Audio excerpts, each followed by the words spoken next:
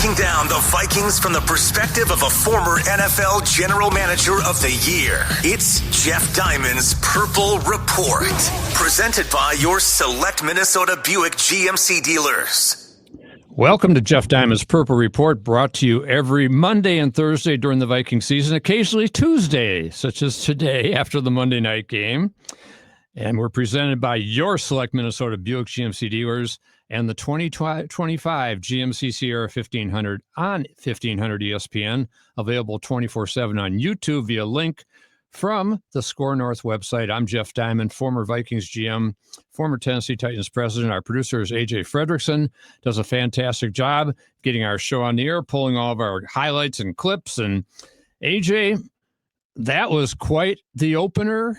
and I got to tell you, after JJ McCarthy struggled in the first half and then threw the pick six with about 2 minutes into the second half, I thought the Vikings were toast. How about you? You know, I, for one, Jeff, am just glad that we were all as a collective able to give a 22-year-old starting his first career game more than 2 quarters to settle into the NFL. You know, I maybe felt a little bit unnervy. I wasn't ready to totally write him off. Like I saw a lot of people online maybe doing so.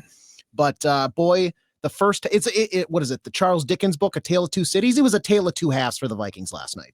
Yeah, it's definitely a game of 4 quarters, and really the Vikings only needed 1 quarter, as it turned out, because really the game turned. I thought the key series in the game late in the third quarter, the Bears are up 17-6. They're driving for another score.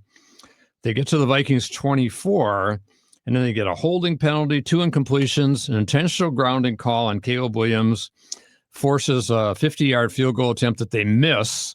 Vikings get good field position at their own 40 and quickly drive and started leaning on the running game more. Jordan Mason, a couple of big runs, an 18-yard run during that stretch, and set up the big pass plays to Justin Jefferson. All of a sudden, the Vikings are on the board. They're only 5 down when they missed the 2-point conversion. Then a 3 and out, and then they're back on the field again. Touchdown pass to Aaron Jones. Stop the Bears again, back on the field. and then I thought the call of the game to me was Kevin O'Connell calling on 3rd and 1, the read option play for JJ McCarthy, where he ran 14 yards for the touchdown. I thought that was a really key sequence in terms of don't settle for a field goal at that point. Don't settle for a 6-point lead. Get the 10-point lead, and at that point, there's about 3 minutes to go, and not give the Bears, as it turned out, enough time to come back. And so I thought that was a tremendous call by him, and JJ showed his athleticism, showed his grit, not only in coming back from the bad start and the pick six and how he played in the fourth quarter, but on that play, just showing his toughness getting into the end zone with a great block by A.J. Hawkinson. Yeah, and I think that shows a lot of just the confidence that Kevin McConnell, Josh McCown, they have in JJ McCarthy to that late in the game call his number. And they know they have that kind of draw play in the playbook, but to save it for that perfect time. I mean, it's so cool too, after in the 24 hours that you have after the game, the quotes from coaches and what KOC told JJ McCarthy at halftime. I'm not sure if you saw the quote from Aaron Jones. He was speaking on Emmanuel Acho's show after the game last night, but he pretty much said at one point, it was even before they really started this comeback and the momentum was there, but they get into the huddle and JJ McCarthy goes, "Guys, is there anywhere else that you'd rather be?" Right. And that's chills to me. That's this mentally. He's 22 physically, but 29 mentally. Like, he's so mature. He's such a gamer. And I think it just shows that they have found out, especially in the second half, that the type of guy they have under center for the rest of this season and potentially the next decade. Yeah, definitely. And at first half, he was hesitant. He was holding the ball too long and kind of trying to get into the game. And it was tough. And the Vikings had trouble running the ball. The Bears front was stout, putting pressure on McCarthy so that he didn't really have time. And really, as we said, it all flipped in that fourth quarter, second half, but really in the fourth quarter, as the offensive line started leaning on the Bears. The Bears got tired, which can happen in an opening game. They haven't played a full game yet, and they took advantage of that. And even if you think the offensive line gets tired too, but it's really tough to do a pass rush. And so I think that really had an impact. Vikings running the ball, Jordan Mason going to him a little bit more, and then flipping in Aaron Jones on that great wheel route he ran. They're a great combination, and I'm sure they're going to lean on both those guys a lot this season. But McCarthy showed us a lot of grit, I thought, in the fourth quarter, down the stretch, and just never giving up in a tough situation on the road in a divisional game. That's really important to win those divisional games and win the opener. I always felt if you don't win the opener, it puts so much pressure on week 2. You don't want to start 0-2 as the Vikings did a couple of years ago. And so really a unexpected comeback. Yeah. Probably the most unexpected comeback since maybe that Indy game a couple of years ago when they were down, 33-0? Yeah. And Kirk Cousins engineered that comeback. This wasn't that big, but it was certainly significant.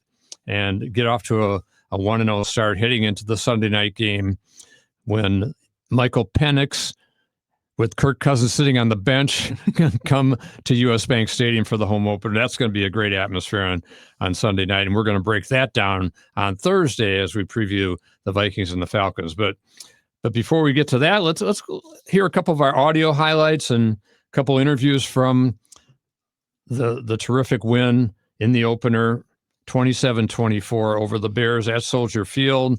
Starting out in the first quarter, that first Bears drive, they came right down the field. Brian Flores got to the pressure blitzes more as the game went on. But this first drive, he let Caleb kind of sit back there and run around. And here's a touchdown run. They're down in 6.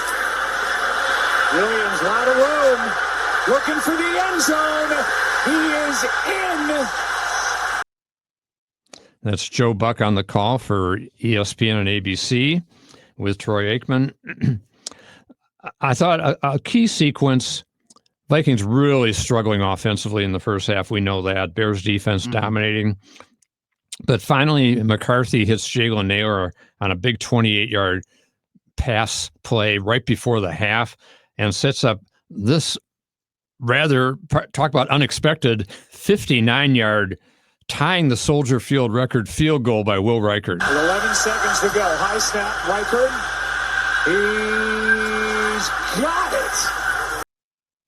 And like you said, I mean, historic in the sense where it ties the all-time longest. And Soldier Field was not built 5 years ago. This is a field that has kickers every single week, right? Decade after decade. That's a big kick. And for a guy that I think maybe in the offseason is there a kicking competition after last season battling injury? He kind of was shaky, looked at times. Even in training camp, there were days where he missed a couple 30-yarders, stuff from inside 40 yards that you would expect him to make. He comes out and just drills that one, and I think puts any and all concerns to bed. Yeah, and as it turns out, it's a 3-point win. So that all these plays were significant, definitely in the game, and that was part of a really kind of a great night for special teams in a lot of ways. Eric Wilson, who came in for Blake Cashman, fourth quarter, really had a great performance. He's a former starter for the Vikings and the Packers, and he's back, a 10-year vet. But he blocked a punt. Mm-hmm. Maybe we say partially blocked it, but it was only 25 yards, set up the Vikings in good field position for one of their touchdown drives. And Miles Price, the rookie punt returner, he's only second in the league after week 1, 17-yard average on 4 punt returns. Ty Chandler had a 28-yard average on his kickoff return. So a lot of good things on special teams. Even Ryan Wright, who struggled a little bit in the game, but he had a really important last punt. Yes. High booming kick that Devin Duvernay kind of inexplicably made a fair catch on. I don't know why he did that with 15 seconds left, why you wouldn't try to return the punt when you're getting the punt at your own, 20-yard line. So that was kind of crazy. And mentioning Ty Chandler, I mean, the kickoff after the touchdown to go up. Yes. so smart because they have to get it out of the back of the end zone if they want to preserve any and all time, but they put it deep in the end zone. What's the call? They showed it on the ESPN broadcast, but as soon as he catches that, he's looking to the sidelines, and who does he lock eyes with? Kevin O'Connell, give him the air traffic control, bring it out, bring it out. That was really a funny sequence, definitely. But that killed another 6, 7, 8 seconds, and that's big when all you need to do is, if you're the Bears, get into field goal range, spike it, and take a kick. And now that it essentially eliminates anything but miracle type of territory for them. Yeah, and actually, it would have been a lot more time than that, because if the Vikings had not gotten below the 2-minute warning before they ran their next play, That's right. The Bears could have used the 2-minute warning as an additional timeout. And even Ben Johnson said after the game, they would have got the ball back with about 56 seconds left. Yes. Mm-hmm. Not that they would have scored, but you never know. And at that point, all they needed was a field goal. So as it turned out, because Chandler brought the ball out and the Vikings didn't have to run a play till after the 2-minute warning, then all of a sudden the Bears used the last timeout and the clock runs down and they get the ball back with only 9 seconds left. So that was a really terrific coaching job and smart decision by Ty Chandler too. So a lot of good things happened there. A couple other, shall we say, maybe a low light. Yeah. JJ McCarthy, as we said, had his first half struggles and even into the third quarter. And here was that pick 6 by the former Viking practice squatter, Nahshon Wright. Play clock is at 1. They just got it away on 3rd and long. Watch out! Picked off. There's Wright down the sideline. Gets a block. And now a touchdown. The former Vikings. And as Joe Buck mentioned, 1 second on the clock, and that happened too much in the game, that the play clock was running down. They were having trouble either getting the play call in, or JJ wasn't relaying it quick enough, or getting to the line quick enough. So that's something they've got to fix starting this week, and I'm sure it's something they're going to emphasize in practice, definitely. But at that point, 17-6, Vikings looking... it's looking kind of bleak at that point. And even a couple more 3-and-outs by the Vikings offense. But one of the most important things that happened in the game, the defense stopped the Bears, held them to 1 field goal in 9 drives after that opening touchdown drive by the Bears until their last touchdown drive, kind of in garbage time, more or less. 9 straight drives, only 1 field goal. And that kept the Vikings in the game, enabled the offense to mount the comeback, gave them some good field position at times. As we proceeded after that pick 6, as we mentioned, Vikings get the ball in the fourth quarter, start rolling, the running game's going, setting up play action, and here's a touchdown pass. JJ's first touchdown pass to Justin Jefferson. They're down 5. Good protection over the middle. It's caught for a touchdown. Jefferson. The Bears defense that had dominated that first half, holding the Vikings to 80 yards and 2 field goals. And Jefferson only had 2 targets in the first half, which I think can't happen in any game. And especially with the Bears were missing their Pro Bowl corner, Jalen Johnson, and their nickel corner, Kyler Gordon. They have to target Justin more, even if it's quick screens, it's quick wide receiver outside passes, get him the ball in his hands, which they did better in the second half, obviously. And same thing with TJ Hockenson, who had a couple of big games against the Bears last year. He only had 4 targets in the game, as it turned out. Jefferson had 7, which I would say anytime he's under 10 is a cardinal sin. But Hockenson only 4 targets, 3 catches for 15 yards, and he had torched the Bears last year. So hard to understand some things that happen. But again, that's the young quarterback, has to be able to see the field, have to make tough decisions. And he'll get better as time goes on, but at least he got the W and has something to build on with that great comeback, certainly. And now 2 weeks away from getting another weapon back in Jordan Addison. That's exactly right, and that's critical. Addison had a great training camp. Aaron Jones, as I mentioned, a big play in this game on the wheel route touchdown pass. McCarthy. Pass is caught, spinning grab by Aaron Jones. And somehow, some way, the Minnesota Vikings are on top. We were all a little shocked at that point. And Just even turn more it on. shocked when the Vikings took a 10-point lead on this, as I said, fantastic play call by O'Connell on 3rd and 1. And JJ McCarthy runs 14 yards on the read option for a touchdown, following Hawkinson's great block. Thielen in motion. McCarthy keeps. He's got it. And forces his way into the end zone. Touchdown. That was a great play. And a fun moment for the team and for JJ, who very excitable young guy, certainly. And we saw that excitement in the locker room after the game. Here's Kevin O'Connell with his post-game speech.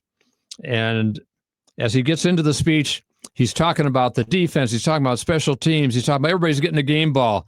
And then we get to the point where he talks about his quarterback. None of this happens. This feeling that we have right now does not happen without one other guy. All right? Did not go the way any of us wanted. This guy, all right, I could tell from the jump, he was poised. He was poised. But this guy didn't quit me, and you always thought he would figure it out. 2 passing touchdowns and a rushing touchdown. All of his touchdowns.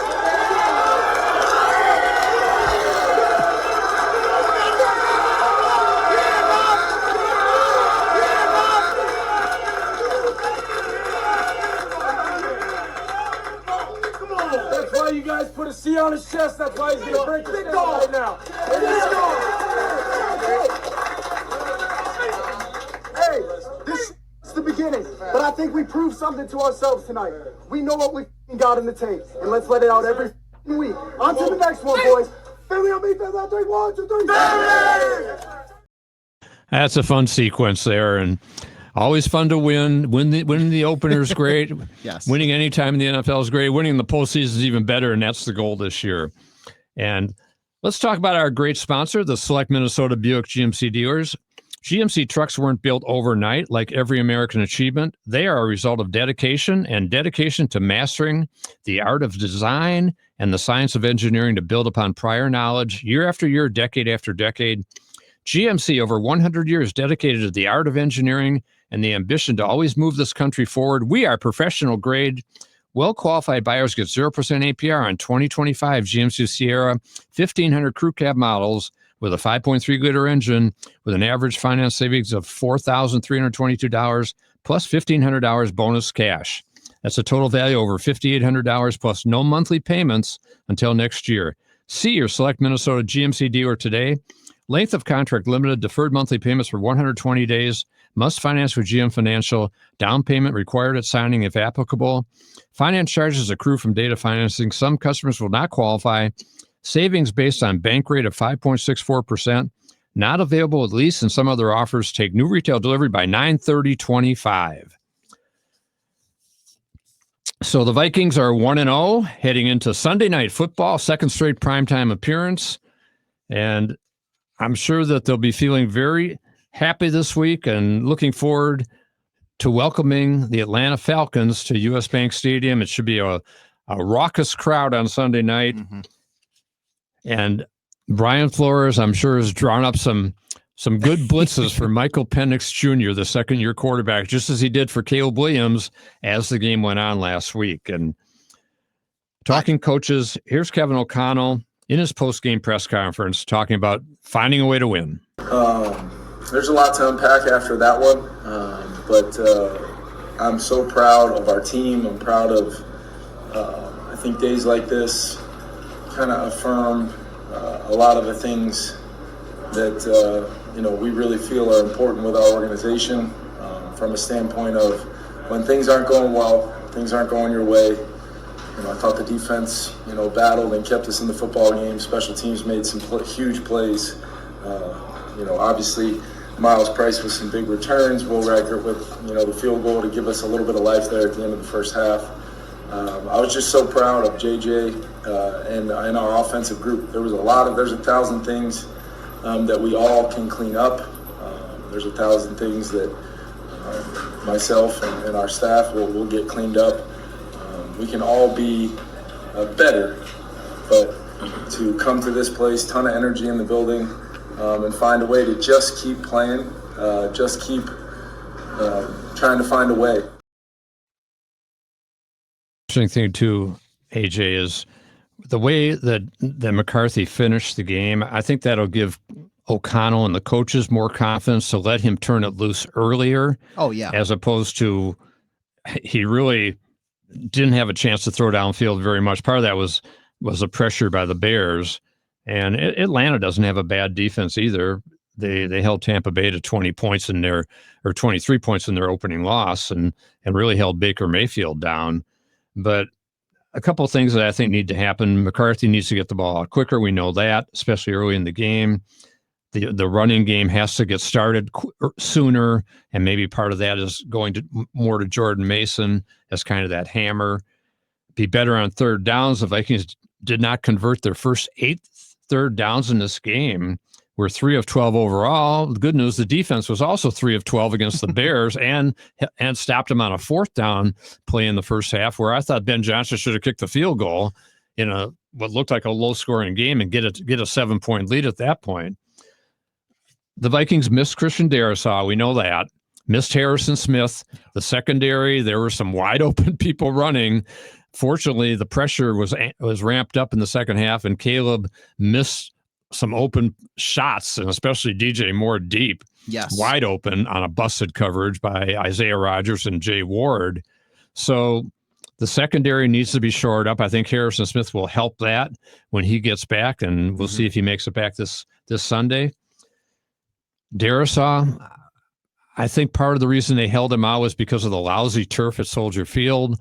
It's inexplicable how it's so bad every single year, Jeff. And I know going back to your days in office for teams, I bet you it was the same thing. I know they had Oasis there, and trust me, I'm a big Oasis fan. I want to see Noel and Liam out. I wish they would have made a stop here in town. But how, as an NFL team, you have very limited home games to not make sure that your turf is perfection for each one of those home games, especially if you're the Bears. You know you're probably not going to the playoffs, so let's make sure they're good for the regular season.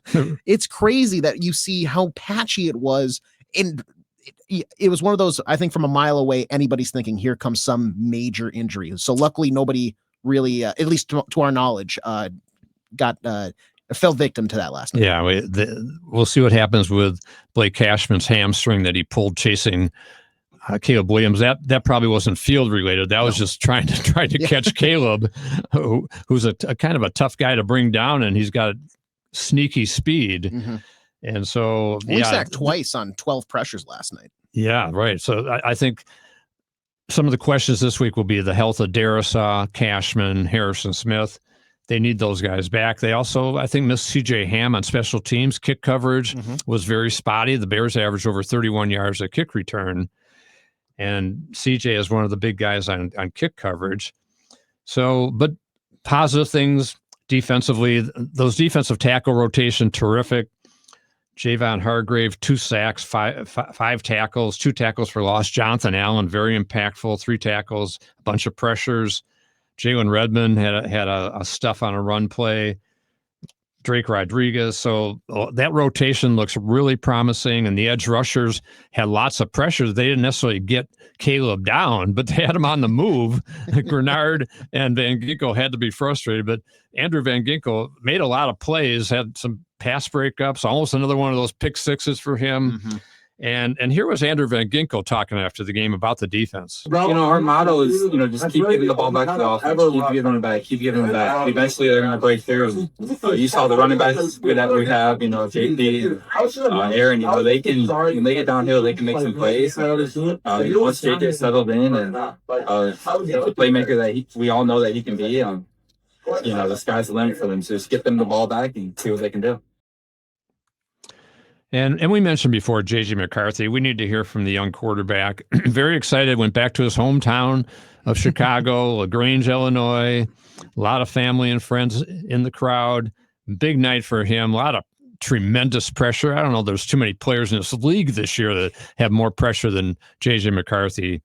And shaky at the start, delivered at the end with 3 touchdowns in the fourth quarter.